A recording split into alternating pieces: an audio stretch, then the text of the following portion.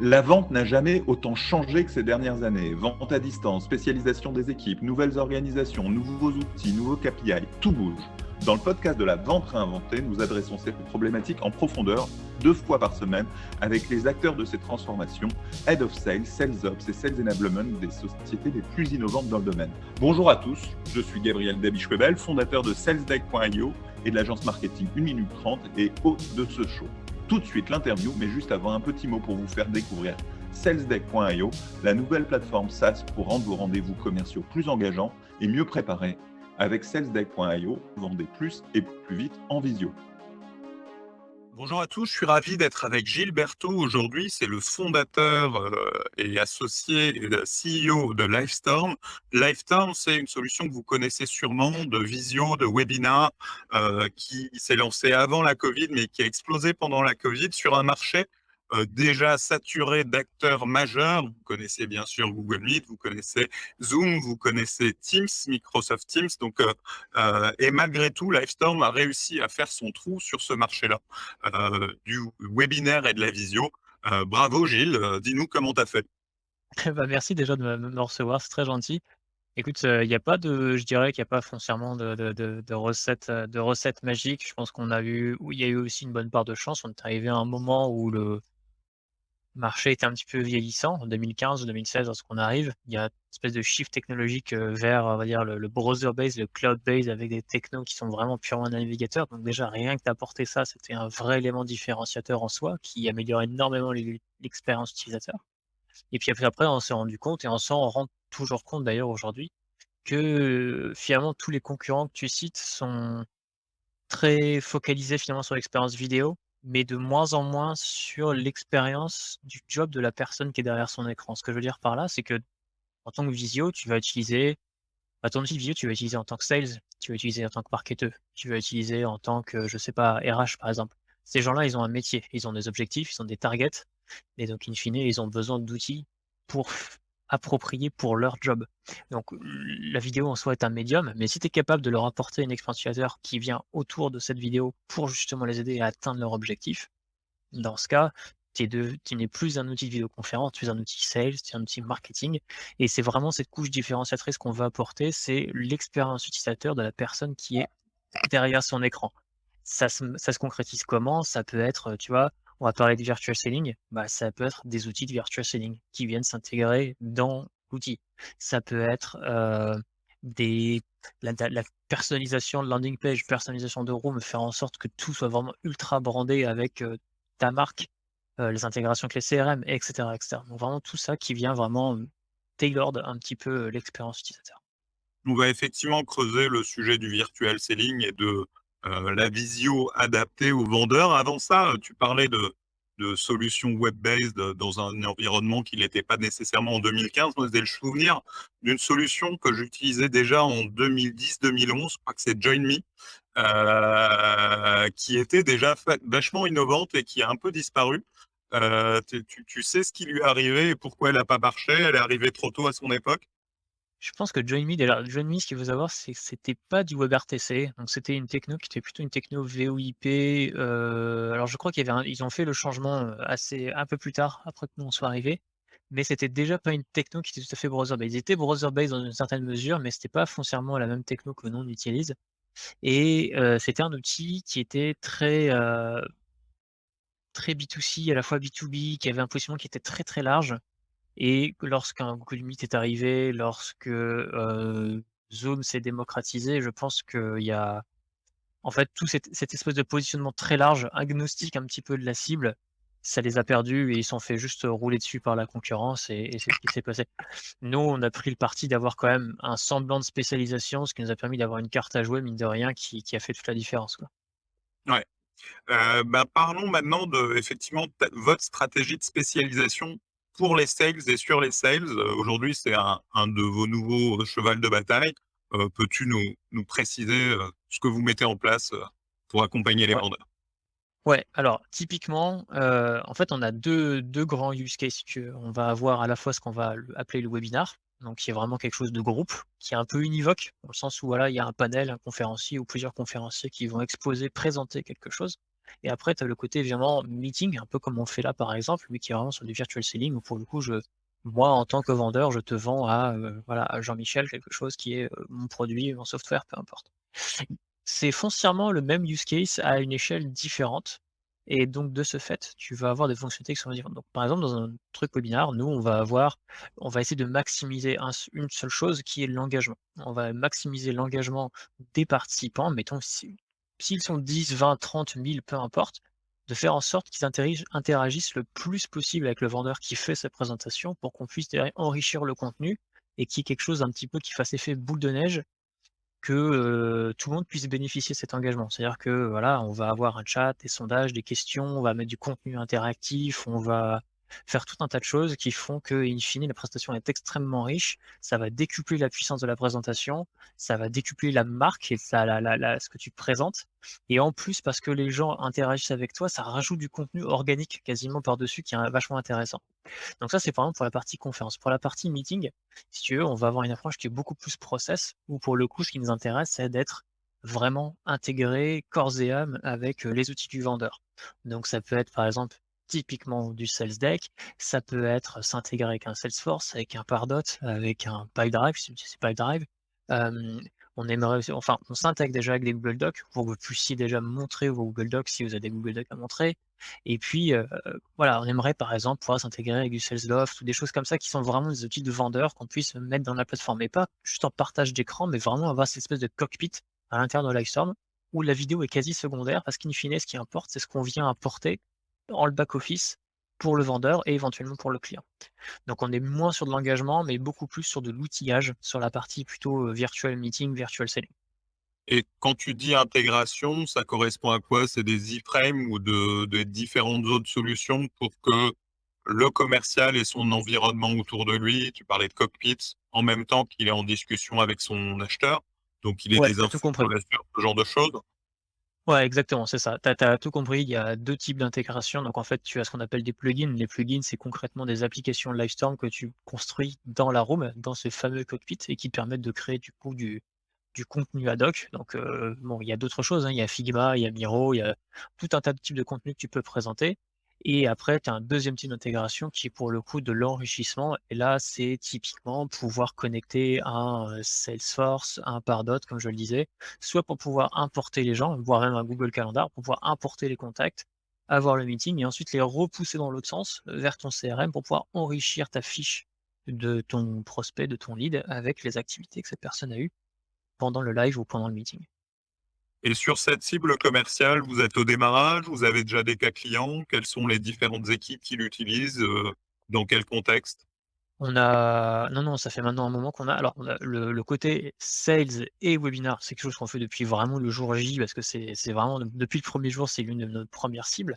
Ce qui est un peu plus nouveau, c'est la partie vraiment meeting et outillage pour de la product demo, 1 à 1 et typiquement ça, c'est un truc qu'on fait maintenant depuis, cette année grosso modo et majoritairement, on le voit beaucoup sur les grands comptes surtout. On va le voir sous 2 aspects, donc à la fois le sales type vente et à la fois sales type CSM. Donc sur la partie vente, ça va être par exemple, hem, on a ce très gros client qui travaille dans le domaine de la santé et ils vont avoir, un workspace Livestorm par région, donc un compte Livestorm par région. Tous les sales sont sur leur workspace et derrière, en fait, ils enchaînent leurs meetings dans Livestorm. Ils ont vraiment le calendrier, la timeline avec, leurs outils dedans et voilà, chaque territoire est un voilà et ça permet derrière, en plus, d'avoir tout un tas d'analytics. On peut rapatrier sur le niveau d'au-dessus pour le manager pour qu'il puisse voir, bah, un tel a fait tant de calls pendant tant de minutes avec, telle personne et cetera. Donc on arrive à quand même à rapatrier directement dans la plateforme tout un tas de trucs intéressants. Et pour la partie CSM, c'est plutôt de la formation type QBR, tu vois? Donc c'est vraiment des points tous les trimestres, des quarterly business review, donc des points trimestriels avec le client. On va lui présenter son usage et cetera. On est plus sur une démarche de présentation, un petit peu moins sur de la vente, un peu de renouvellement, mais c'est sensiblement le même usage, quoi. C'est un workspace pour un territoire ou une géographie ou peu importe et derrière les gens enchaînent les meetings dedans, quoi. Et c'est intéressant parce que j'imagine que les grands comptes que tu cites ont déjà à côté, soit Teams, il y a des chances que en tout cas si c'est des grands comptes français qu'ils soient sur Microsoft avec Teams dessus ou soit Google Meet, et ils vont malgré tout se prendre une licence en plus, Ouais. pour conduire leur meeting avec la solution. Ils vont donc chercher quoi? C'est plus d'analytique qui leur permet de mieux suivre tous ces meetings commerciaux et les différencier des meetings plus standards.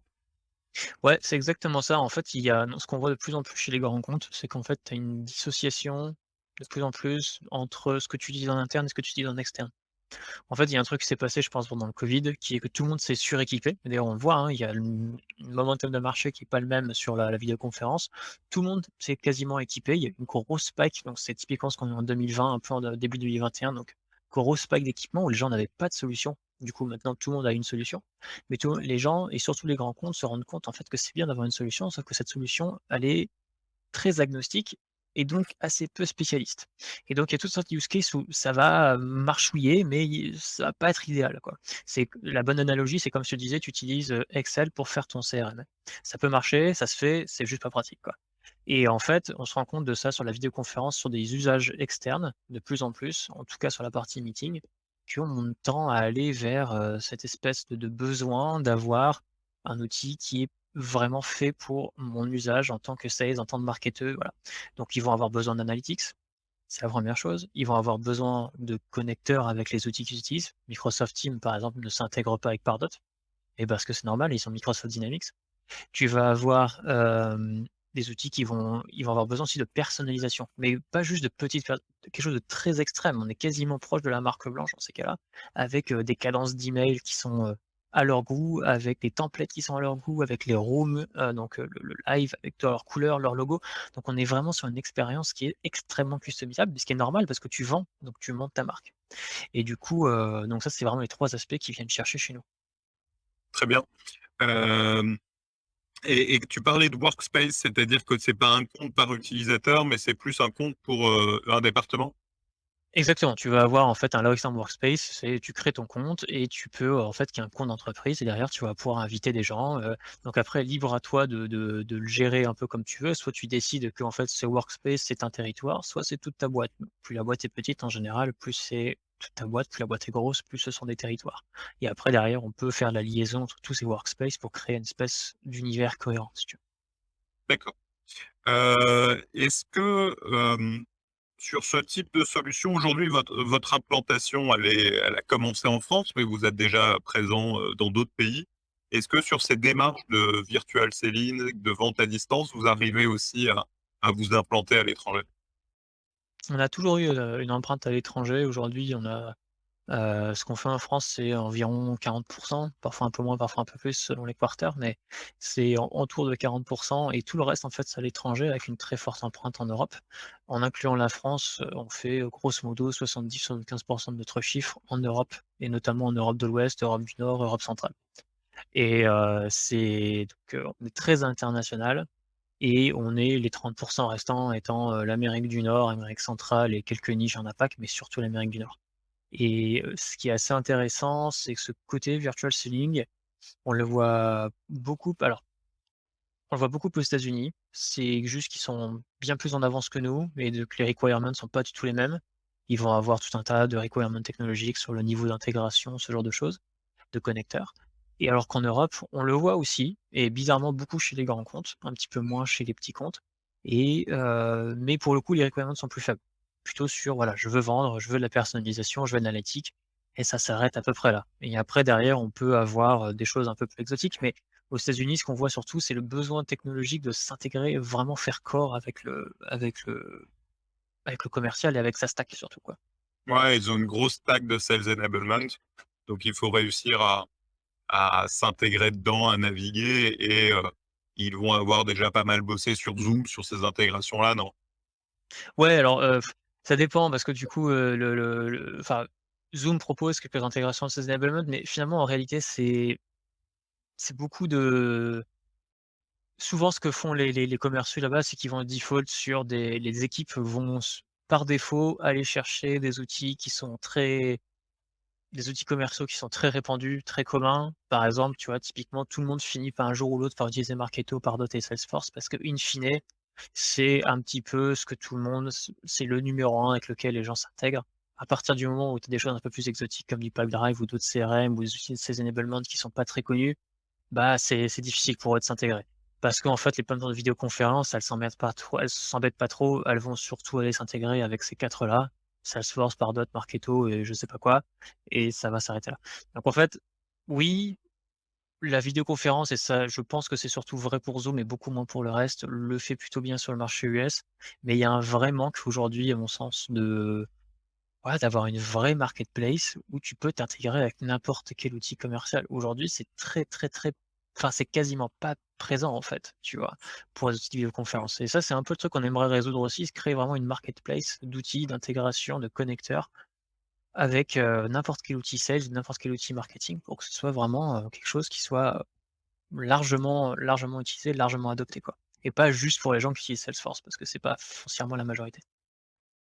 Ouais, donc votre vision du futur, c'est vraiment créer des expériences vidéo, personnalisées par métier, en fait? C'est vraiment ça, c'est vraiment ça. Nous, on pense que le futur de la vidéo, il est pas sur la vidéo, il est sur l'expérience de la personne qui fait de la vidéo, ce qui est très différent et ce qui est assez peu répandu aujourd'hui, et c'est pour ça qu'il y a autant d'apps qui se créent sur Zoom. C'est parce que Zoom est très mauvais à se verticaliser. Zoom reste très généraliste, il a quelques efforts, mais très peu spécialisé, et il y a des vrais business qui se lancent en tant qu'app Zoom parce qu'il y a ce manque, tu vois? Et même comme ça, c'est assez dur en réalité. Donc il y a voilà, c'est je pense que la meilleure analogie, c'est quand tu regardes, bon, j'imagine que ton audience connaît HubSpot, tu vois? HubSpot ne s'est pas n'a pas inventé la roue, tu vois? Ils ont pas réinventé les landing pages, ils ont pas réinventé les emails, et foncièrement, tu vois, ils ont créé un outil qui est fait pour les marketeurs, qui exploite ces technologies-là, mais qui a rendu tout ça cohérent et qui s'est concentré sur le job du marketeur et moins Ouais, ils ont inventé, et je suis bien placé pour savoir, le concept d'inbound marketing. et voilà, et Et fondamentalement. et ce concept-là, très fédérateur, avec cette notion de devenir son propre média, convertir son audience en client, bah, ils ont créé un énorme pôle d'attraction là-dessus, quoi. Parce qu'en fait, finalement, l'outil en lui-même, enfin, la feature en elle-même est presque annexe, tu vois? HubSpot ne s'est jamais positionné comme un expert de la landing page ou de l'emailing, tu vois? Il s'est juste Mmh. positionné en étant de proposer cette espèce de boîte à outils ultra cohérente et ultra personnalisée pour les marketeurs qui est en face. Ce qui est quand même un play très différent, quoi. Très bien, bah, on va conclure là-dessus. On se retrouve, de façon régulière pour un nouvel épisode. Abonnez-vous sur votre plateforme de podcast préférée pour ne rater aucun épisode. Merci aussi à notre sponsor salesdeck.io, la solution SaaS pour vendre plus et plus vite en visio, avec des rendez-vous plus engageants, mieux préparés et mieux documentés. Découvrez la solution et réservez tout de suite une démo sur salesdeck.io.